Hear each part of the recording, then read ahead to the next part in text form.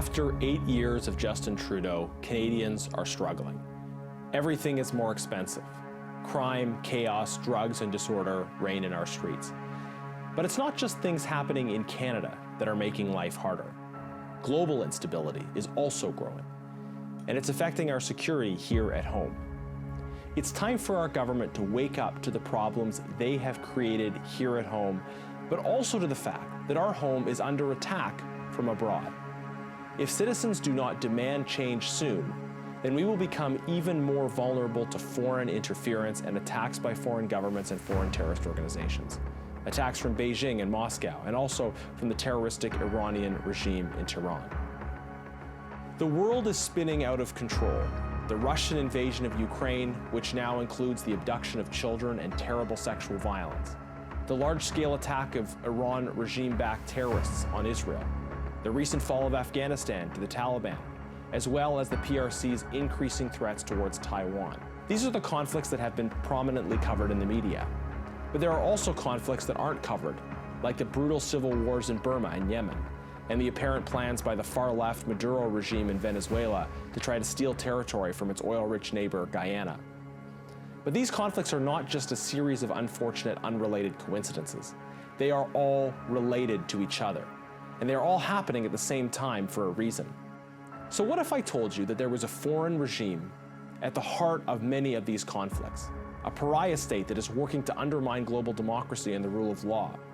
What if I told you that this regime was also actively operating here in Canada through terrorist proxies? What if I told you that this regime is supplying technology and political support into nearly every center of conflict around the world, while also directly threatening Canadian dissidents and victims and having direct designs on Canadian sovereignty? What if I made the case to you that the security of our children and our way of life depends centrally on whether and on how we confront this regime? To explain this situation, I want to start with a bit of history that begins in 1945 at the end of the Second World War. In that year, the world changed.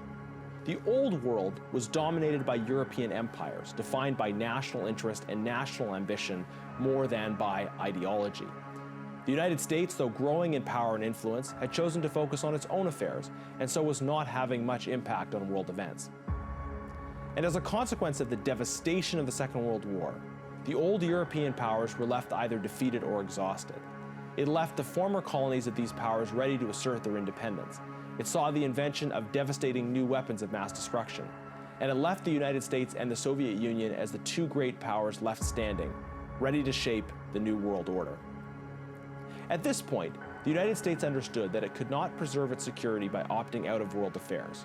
So the United States drove the creation of new permanent international institutions and the adoption of a Universal Declaration of Human Rights. It invested in European redevelopment through the Marshall Plan, and it deployed troops to Europe, which have remained there ever since. Now, while the old colonizing European powers had been defined by shared tradition and culture, the United States and the Soviet Union understood themselves to be defined by ideology. When I say ideology, I mean that they were defined by a set of ideas and principles. In their global actions, each power stood for a set of ideas about human beings and political communities. Their conflict and competition was fundamentally about whose ideas were right. The Soviet Union stood for communism and for the application of the theories of Karl Marx. The United States and its allies, meanwhile, stood for individual freedom as described in the American Constitution and in the Universal Declaration of Human Rights. Neither side fully lived out or practiced these commitments consistently, particularly in the Third World. But these were still the ideals of each side, and these universal self-justifying ideas drove both powers to be active in world affairs. Largely because of nuclear weapons, both sides sought to avoid direct confrontation. Instead of direct conflict, they supported various kinds of foreign influence and interference operations, trying to advance pro-communist or pro-Western forces through local proxies. Occasionally, they would intervene directly in foreign conflicts, but never both at the same time. All of this was the prevailing global situation from about 1945 until about 1989. This came to be called the Cold War. Where did Canada stand in the Cold War? Some liberal politicians, like Pierre Elliott Trudeau, sympathized with far-left despots like Fidel Castro and Mao Zedong, admiring the supposed efficiency of their systems of basic dictatorship. But they did not speak for the Canadian people, and Canada rightly remained a key ally of the US-led group of free democratic nations. We understood the importance of global security, and we were on the front lines of that battle, as Canada and the US established NORAD for the joint defense of North America. And yes, we played our part to deliver a victory for the community of democratic nations. Together, we won the Cold War. And make no mistake, the world and our world would be dramatically different if we had lost. All the freedoms that we too often take for granted depended then, as they do now, on the political choices of our leaders in confronting the global threats to freedom and democracy. Okay, what does this history have to do with us today in 2024? Just look around, and you'll quickly see how all of the essential elements of the last Cold War have now re-emerged. We have, on the one hand, the free democratic group of nations. On paper, at least, we are stronger than ever before, but we are grappling with how to respond to an increasingly dangerous world. We have, on the other hand, a version of the old communist bloc, especially in China, Russia, and Iran, that is reasserting itself. This group of nations combines elements of communism with fascism and nihilistic religious theocracy. This new group of nations could best be simply called the anti-democratic bloc. It is not united by a single ideology, but by a desire to turn the tables on the democracies and to reverse the results of the last Cold War. At an ideological level, the leaders in Beijing, Moscow, and Tehran and other such places are quite different, but they collaborate on the basis that the enemy of my enemy is my friend. They really want the democracies to lose power and influence, and they want to resist and reverse the spread of democracy to each region so that each dictator can rule absolutely. They want a world in which a few dictators shape everything, dictators with different ideologies but who are united in their lust for power and their disregard for human rights. The last Cold War ended with a democratic victory. But democratic victory in this Cold War is far from inevitable. Today's battle between the democratic world and the anti-democratic world is being fought in all of the places I mentioned before. In Ukraine, by Russia and with the support of Iranian drone technology. In Gaza, where Iran-backed Hamas continues to terrorize Israelis and Palestinians as part of a Made in Tehran agenda for the region. In Burma, where the military terrorizes a pro-democracy population while helping Russia avoid Western sanctions. And in Afghanistan, where the Tehran-backed Taliban terrorizes the population. But this battle is not just being fought militarily. Rather, it is being waged in the legislatures and institutions of more than 100 other countries, where anti-democratic agents try to quietly dominate these institutions through corruption and intimidation. This is what we call foreign interference, and we've seen a lot of it here in Canada, where anti-democratic forces seek to influence Canadian communities, universities, companies, and political parties. Those who claim to admire basic dictatorships are particularly vulnerable to such influence. This is the same battle between democratic and anti-democratic blocs of nations that we fought in the last century. This is the same situation with similar players and similar tactics. This is the new Cold War. It is here, it is now, and it is urgent. In this new Cold War, Canada is under attack. In particular, Canadians face persecution by the violent, theocratic, terroristic regime in Iran. We face foreign interference threats from many countries, but the raw numbers are by far the worst when it comes to threats from Iran. On January 8, 2020, Ukrainian International Airlines Flight 752 was shot down by the IRGC, the Islamic Revolutionary Guard Corps, the principal arm of the Iranian regime responsible for terrorist violence at home and abroad. This was a passenger airline which had just taken off from the Tehran airport, so clearly not an accident. 176 people were murdered in this tragic terrorist attack perpetrated by the Iranian state and the IRGC. Of the dead, 55 were Canadian citizens, who died along with many permanent residents and others with close connections to our country. The Trudeau government's response to this terrorist violence was to counter with a charm offensive. During a meeting, Justin Trudeau even bowed to Iranian leaders. This strategy was a disgrace and a disaster, and Iranian authorities were unmoved. Immediately after Flight PS752 was shot down, the Iranian regime began covering up the evidence, even bulldozing the crash site. When family members of the victims began to speak out about the cover-up and demand justice and accountability, these family members were threatened by Iranian IRGC agents here in Canada operating on Canadian soil. Yes, they are here. One of these family members was Javad Soleimani. Javad came to a press conference that I hosted on Parliament Hill about foreign interference in order to tell his story. Javad's wife Alnaz, a PhD student at the University of Alberta, was murdered by the IRGC.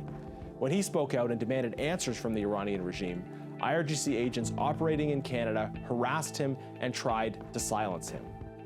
PS 752, the killings of the innocent, the cover-up of the crime, and complacency by Canadian authorities. This was not the first or the last instance of IRGC violence targeting Canadians and their families. The Iranian regime operates abroad through a series of terrorist proxies. In addition to having agents operating here in Canada, the regime is waging a highly successful campaign to control the Middle East.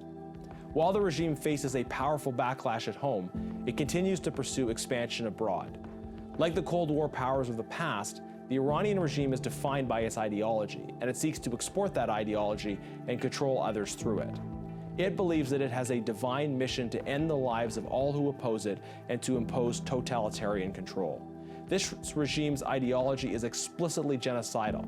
It shamelessly calls for the complete eradication of Israel, the world's only Jewish state. Through certain armed groups in Iraq, the Hezbollah terrorist organization in Lebanon, the Hamas terrorist organization in the Palestinian territories, the Houthi rebels in Yemen, and a pliant Assad regime in Syria, Iran now controls and directs affairs in many of the great cities of the Middle East.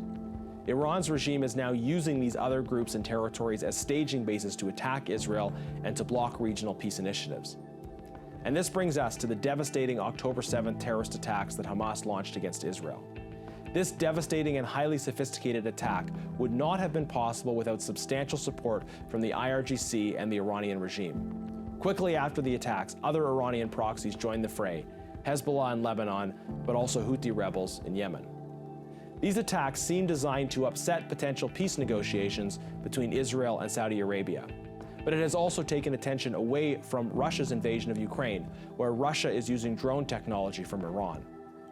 And alongside its attacks on Israel, we can see how in recent years its support of the terrorist Taliban in Afghanistan have led to the overthrow of Afghanistan's democratic government and replacement by another terrorist regime. The Iranian regime's IRGC are on the move in the Middle East, and they are on the move here in Canada. But what has drawn me most to this issue, even more than the security dimension, is the heroic courage of the Iranian people. Time and again, the Iranian people have taken to the streets in their own country against the brutal violence of their government. They have stood against armed men and have demanded change, most recently in the Woman Life Freedom movement that started after the murder of Jinnah Mahsa Amini. These local movements for freedom demonstrate the greatest power the democratic world has. Our power comes from the fact that we are not seeking to impose some external ideology.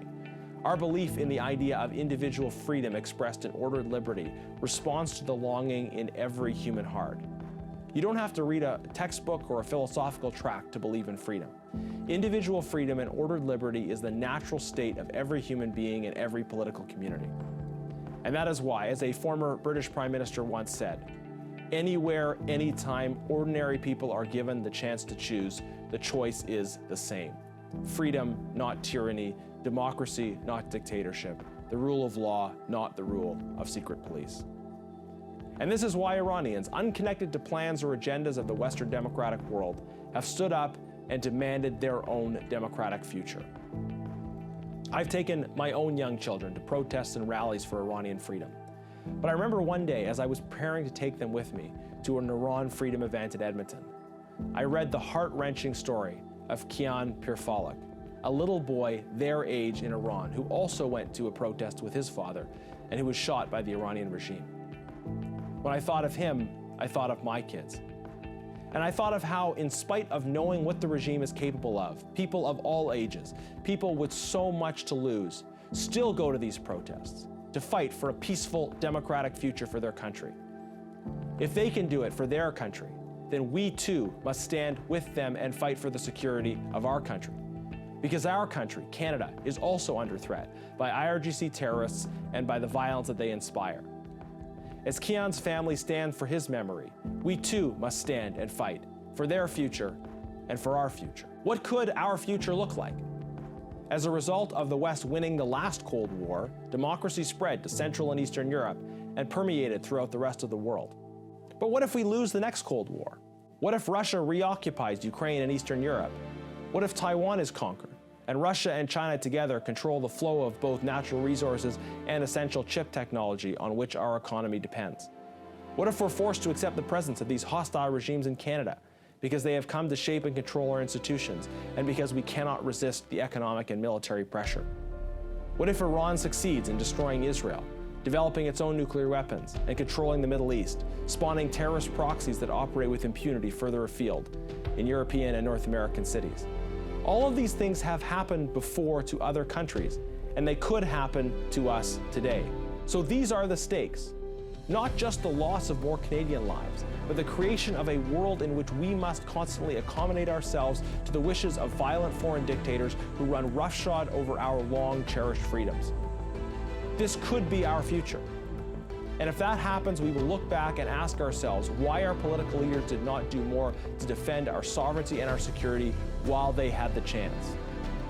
After 8 years, the NDP Liberal government of Justin Trudeau has been inexcusably weak, pandering, prevaricating, and pacifying, rather than standing strong for freedom, democracy, and Canadian security and sovereignty. That's why Conservatives have been fighting for one simple thing: to protect Canada, to stand with our friends and allies, and to shut down all IRGC operations in Canada. IRGC terrorists who murder Canadians, threaten their relatives, and promote destruction and chaos throughout the Middle East and around the world should not be able to raise money, recruit, invest, or operate here in Canada. They should not be able to intimidate Canadians who speak out or attend protests. They should not be able to organize political activities or covertly mobilize to support political candidates. We can end this, and we can end it today by adding the IRGC to the list of terrorist organizations. Canada has an anti-terrorism law whereby the government can add organizations to an existing list. When an organization is added, their activities are instantly criminalized. Adding the IRGC to that list would allow law enforcement to completely shut down their operations in Canada. 5.5 years ago, I proposed a motion in the House of Commons to list the IRGC as a terrorist organization. That motion passed. A majority of MPs voted to list the IRGC as a terrorist group. And yet, for 5 years, the Liberals have refused to implement the will of the House of Commons. And people ask me why. 5 years later, after so much bloodshed here and around the world, why can't our government take this simple step of naming the IRGC as a terrorist organization and shutting down their operations in Canada? Last June, 5 years after Parliament voted the first time to name the IRGC as a terrorist organization, I put forward a bill in Parliament, C-350, the Combating Torture and Terrorism Act. This bill would list the IRGC as a terrorist organization, but it would also go further. It would also allow more victims of the Iranian regime to sue the regime in Canadian courts, taking money away from the regime and using it to compensate victims.